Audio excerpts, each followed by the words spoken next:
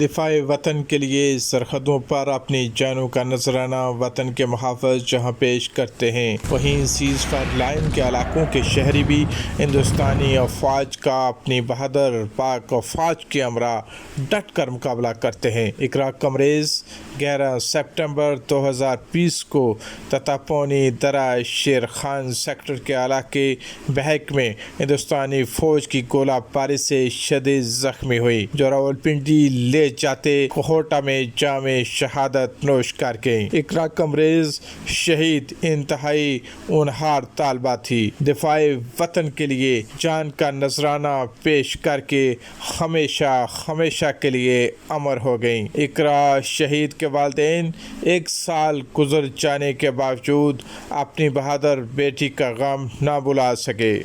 سب سے پہلے میں آپ کا شکریہ ادا کرتا ہوں۔ اس کے بعد میں یہ بات بولنا چاہتا ہوں کہ میں جب یہ میری بیٹی شہید ہوئی تو میں سعودی عرب مزدوری کے سلسلے میں تھا، 10-15 دن کے بعد آیا، اور میرا لڑکا بھی زخمی ہے، اس کو 1 سال ہو گیا تقریباً، وہ نہ چل سکتا ہے اور ابھی معذوری میں ہی ہے۔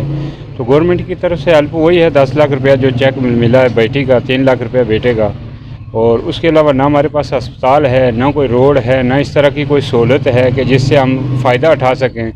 تو اگر کوئی اس قسم کی سہولت ہوتی تو بلیڈ جو اتنا ضائع ہوا، اگر وہ بر وقت اس کی ٹریٹمنٹ ہوتی تو کم از کم یہ چلو زندگی تو جتنی تھی اتنی ہے، لیکن ہم کو تھوڑا یہ ہوتا کہ ہمارا بیٹی کا کوئی ٹریٹمنٹ ہوا، لیکن کوئی اس قسم کا واقعہ نہیں ہمارے پاس۔ دفاع وطن کے لیے اپنی بہادر افواج کے ہمراہ اپنی جانوں کا نذرانہ پیش کرنے والے سیز فائر لائن کے شہری ہندوستانی جبر کے خلاف آج بھی سینہ سپر ہو کر کردار ادا کر رہے ہیں۔ صابر مقبول، KK نیوز، تتاپونی۔